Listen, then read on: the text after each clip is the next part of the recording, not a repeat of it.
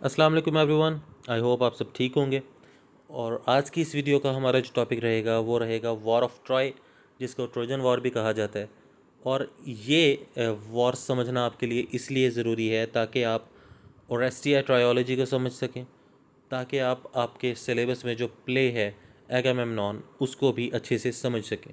तो उसके बैकग्राउंड के लिए हमें ट्रोजन वॉर का पता होना बहुत ज़्यादा ज़रूरी है। ये ट्रोजन वॉर हुई बेसिकली दो शहरों के दरमियान, एक ट्रॉय और दूसरा ग्रीस का एक शहर था स्पार्टा, उनके दरमियान। तो ग्रीस के शहर स्पार्टा में एक जश्न हो रहा था। उस जश्न में यहाँ की सारी रियासतों के जो लीडर्स थे वो लोग आए हुए थे, एक्लीज, ओडिसियस, एगामेम्नॉन, मेनालॉस। ये एगामेम्नॉन की स्टेट थी स्पार्टा। अब एगामेम्नॉन और मेनालॉस ये दो भाई हैं। एगामेम्नॉन की वाइफ का नाम है क्लाइटेमनेस्ट्रा, मेनालॉस की वाइफ का नाम है हेलन। हेलन का नाम आपने ज़रूर सुना होगा, the most beautiful women in the history, ये हेलन को कहा जाता है। तो ट्रॉय के किंग का नाम है प्राइम, PRIAM, और उसके बेटे का नाम पेरिस है। मीन्स के ट्रॉय के प्रिंस का नाम पेरिस है। उसको भी इनवाइट किया गया यहाँ पर पार्टी में, इस जश्न में। तो जब रात होती है, पेरिस सिड्यूस करता है हेलन को, मेनालॉस की वाइफ हेलन को। मैंने आपको बताया एगामेम्नॉन और मेनालॉस भाई हैं। एगामेम्नॉन की वाइफ का नाम क्लाइटेमनेस्ट्रा और मेनालॉस की वाइफ का नाम है हेलन। तो पेरिस जो कि ट्रॉय से आया है वो हेलन को सिड्यूस करता है और रातों रात उसे लेके ट्रॉय भाग जाता है। तो जब ये सुबह उठते हैं, मेनालॉस को अपनी वाइफ नज़र नहीं आती, बहुत ढूंढने की कोशिश करता है, इसको नहीं मिलती। तो ये गुस्से में लाल पीला होकर ये एगामेम्नॉन के पास आता है और उसको कहता है कि ना पेरिस नज़र आ रहा है ना हेलन नज़र आ रही है, मुझे लगता है वो दोनों भाग गए हैं। तो ये दोनों गुस्से में फिर अपने ग्रीस की बाकी रियासतों के जो लीडर्स होते हैं, एक्लीज, ओडिसियस और इस तरह के सब लोगों को बुलाते हैं और इन लोगों को यहाँ एक जगह पर इकट्ठा करते हैं और फिर ये जंग के लिए निकलने की कोशिश करते हैं। ये एक पिक्चर है हेलन की, the most beautiful girl in the history. ये उसके एक स्कल्पचर है जिससे हमें पता लगता है कि हेलन किस तरह की दिखती होगी। तो ये सब के सब लोग जंग के लिए तैयार होते हैं ट्रॉय के ख़िलाफ़। और जब ये लोग जंग के लिए निकलते हैं तो पीछे औरतों को अपने इलाकों में अकेला छोड़ जाते हैं, अपने शहरों में। तो ये लोग जब जा रहे होते हैं ट्रॉय की तरफ, तब समंदर में जाते हुए समंदर में तूफ़ान आ जाता है, लहरें बहुत ऊंची हो जाती हैं, तो इनका सफ़र मुश्किल हो जाता है। तो क्योंकि मैंने पहले भी अपनी एक वीडियो में बताया था कि ग्रीक प्लेस के अंदर गॉड्स और गॉडेसेस का एक्टिव रोल हुआ करता था, तो यहाँ पर भी गॉड्स और गॉडेसेस का एक्टिव रोल है। अब यहाँ पर इनको ये फील हुआ कि हमें गॉड के लिए कुर्बानी देनी चाहिए, हमारी गॉडेस जो है आर्टेमिस उसके लिए कुर्बानी देनी चाहिए। तो एगामेम्नॉन अपनी बेटी इफिजीनिया की कुर्बानी दे देता है, उसको मार देता है और समंदर में फेंक देता है। तो ये बात जब इसकी बीवी क्लाइटेमनेस्ट्रा को पता लगती है तो वो भी गुस्से में आ जाती है। ये हम आगे जाके डिस्कस करेंगे। जब ये अपनी बेटी इफिजीनिया को उसकी कुर्बानी दे देता है तो ये मौसम सारा क्लियर हो जाता है, लहरें जो आ रही होती हैं समंदर में वो ख़त्म हो जाती हैं और सारा का सारा मौसम बिल्कुल साफ़ हो जाता है। तो ये लोग ट्रॉय की तरफ बढ़ना शुरू कर देते हैं और जब ये लोग ट्रॉय में पहुंच जाते हैं तब वहाँ पे जाके उनको नज़र आता है कि जो ट्रॉय है उसके इर्द गिर्द एक बहुत बड़ी और मज़बूत कंक्रीट की दीवार है जिसको तोड़ना इम्पॉसिबल है। उन ट्रॉय का जो किला है उसको, उसकी दीवार को तोड़ना इम्पॉसिबल है। तो आपने ये ज़रूर सुना होगा ट्रोजन वॉर 10 साल तक जारी रही थी। तो ये 10 साल तक इसीलिए जारी रही थी क्योंकि इन लोगों के लिए इम्पॉसिबल था इस दीवार को तोड़ना। तो इनकी जंग नहीं हो पाई। ये लोग तो यहाँ पर लड़ने के लिए आए थे लेकिन ये जंग हो ही नहीं पाई क्योंकि उनकी दीवार ट्रॉय की बहुत ज़्यादा मजबूत थी। तो इन्होंने बड़ी कोशिशें की, बहुत तरीके अपनाए इनसे लड़ने के, लेकिन कभी भी ये जीत नहीं पाए ट्रॉय वालों से। ट्रॉय वाले हमेशा इस अपने शहर के अंदर महफूज ही रहे इसी दीवार की वजह से। तो उसके बाद जो एक्लीज़ का कैरेक्टर है, एक्लीज़ ललकारता है पेरिस को कि अपना बेस्ट सोल्जर भेजो और वो मेरे साथ 1-on-1 फाइट करे, हम दोनों आपस में लड़ेंगे और जो जीता फिर उसकी आर्मी जीतेगी। तो वो पेरिस अपने भाई को भेज देता है जो कि वहाँ का बेस्ट फाइटर है, तो उसको भेज दिया जाता है। उसमें और एक्लीज़ के दरमियान लड़ाई होती है और एक्लीज़ पेरिस के भाई को मार देता है। तो एक्लिस जीत जाता है। तो उसके साथ रातों रात ये एक्लिस और पेरिस के भाई की लड़ाई जब होती है तो एक्लिस जीत जाता है। उसके बाद रातों रात ये एक्लिस के माइंड में एक प्लान आता है। तो ये इन सब को कहता है कि आप अपनी बोट्स को रातों रात कहीं गायब कर दें, दूर भेज दें। उससे ये होगा कि इसकी जो टेक्निक इसके माइंड में आई थी ये उस पर अमल पैरा हो सकता है और कम्प्लीटली उसको फॉलो कर सकता है। तो जब ट्रॉय वाले सुबह उठते हैं, सुबह उठकर देखते हैं कि दूर दूर तक कोई भी बोट नज़र नहीं आ रही, इट मीन्स कि ना कि उनके खेमे नज़र आ रहे हैं ना कुछ नज़र आ रहा है। तो इससे ये साबित होता है कि जो ग्रीस वाले हैं वो हमसे हार कर जा चुके हैं। और जब ये बाहर देखते हैं तो इनको एक बहुत बड़ा लकड़ी का हॉर्स नज़र आता है, घोड़ा नज़र आता है।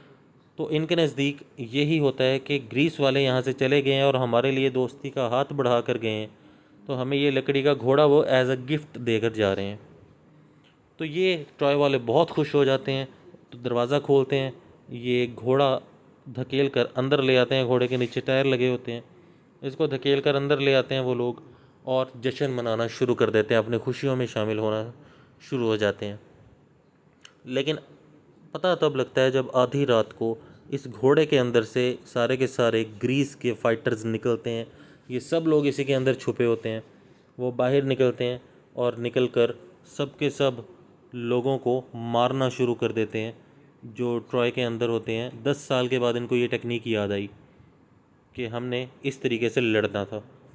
तो 10 साल तक अपना टाइम वेस्ट करते रहे यहाँ पर। ऐसी टेक्निक ये पहले सोच लेते तो शायद इतनी लंबी जंग ना चलती। इनफैक्ट हम ये कहते हैं कि 10 साल तक जंग चली, जंग ही 10 साल बाद हुई। तो ये लोग इस घोड़े के अंदर से निकले और इन्होंने लड़ाई करना शुरू कर दी और फाइट करना शुरू कर दी और लोगों को मारना शुरू कर दिया। और उसके बाद जो पेरिस था, अब हेलन भी पेरिस के साथ इन्वॉल्व हो चुकी थी क्योंकि 10 साल गुजर चुके थे इस बात को। तो अब ये एक्लिस जो है ये पेरिस के पाँव पर तीर मार देता है, एरो मार देता है और वो भाग नहीं सकता। फिर उसको मार दिया जाता है। हेलन वहाँ से भाग जाती है पेरिस के कहने पर, बार बार मजबूर करने पर। तो हेलन को बोट में बिठाकर एक इलाके रोड्स में भेज दिया जाता है, RHODES रोड्स, वहाँ भेज दिया जाता है। लेकिन बाद में जाके हेलन को भी फांसी दे देती है रोड्स की क्वीन। क्यों? क्योंकि ट्रोजन वॉर के अंदर इसका हस्बैंड, उसकी डेथ हो चुकी होती है।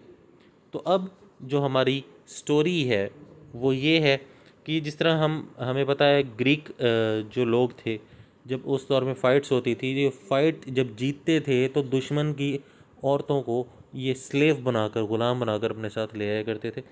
तो अब एगामेम्नॉन जो है ये ट्रॉय की एक लड़की है जिसका नाम है कैसेंड्रा, उसको अपने साथ लेकर आ गया। तो अब ये लोग वापस आ रहे हैं ग्रीस में 10 साल के बाद। तो इनकी ये जंग जीत गए, इस बात का कैसे पता चला? इस बात की खबर फ़ौरन से पहुंच गई ग्रीस में। कैसे? इन्होंने एक मशाल, एक बीकन ऑन कर दिया और उस मशाल जलाने के बाद वो मशाल देखी दूर के एक पहाड़ के ऊपर बैठे हुए इंसान ने। तो उसने उस पहाड़ पर मशाल जला दी। तो वो मशाल देखी दूर के एक और पहाड़ वाले इंसान ने। फिर वो मशाल देखी एक और माउंट ईडा वहाँ पर था, IDA, उस पहाड़ पर बैठे हुए इंसान ने। और वो मशाल देखी एगामेम्नॉन के महल की छत पे बैठे हुए वॉचमैन ने। तो अब यहाँ से एगामेम्नॉन प्ले की स्टोरी शुरू हो जाती है। तो स्टोरी उसकी कुछ इस तरह है कि वॉचमैन छत पर बैठा हुआ बात कर रहा है, अपनी डिसअपॉइंटमेंट, अपनी मायूसी की बातें कर रहा है कि मैं 10 साल से यहाँ पर जलील हो रहा हूँ बैठकर, सिर्फ एक मशाल देखने के लिए कि ट्रॉय की वॉर एंड हो चुकी है। 10 साल से कोई सिग्नल नहीं है, कोई ऐसी चीज़ नहीं है। तो वो जब मशाल देखता है तो फ़ौरन से भाग के नीचे आता है। उस टाइम पर स्टेज पर कोरस होता है, क्योंकि मैंने बताया था ग्रीक प्लेज में कोरस का एक्टिव रोल हुआ करता था। उस टाइम में स्टेज पर कोरस है और कोरस से क्लाइटेमनेस्ट्रा बात कर रही है। क्लाइटेमनेस्ट्रा अगर उसको बता रही है अब वॉर के बारे में, ऑडियंस को बता रही है कि मेरा हस्बैंड और सारे के सारे ग्रीक के जो लीडर्स हैं वो लोग ट्रोजन वॉर लड़ने गए हुए हैं, 10 साल से गए हुए हैं, उन्हें यहाँ की औरतों का कोई ख्याल नहीं है, हमें अकेले छोड़कर वो लोग चले गए हैं यहाँ से।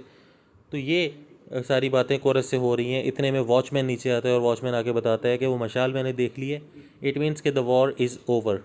तो अब एगामेम्नॉन, मेनेलॉस और ये सारे के सारे लोग वापस आएंगे।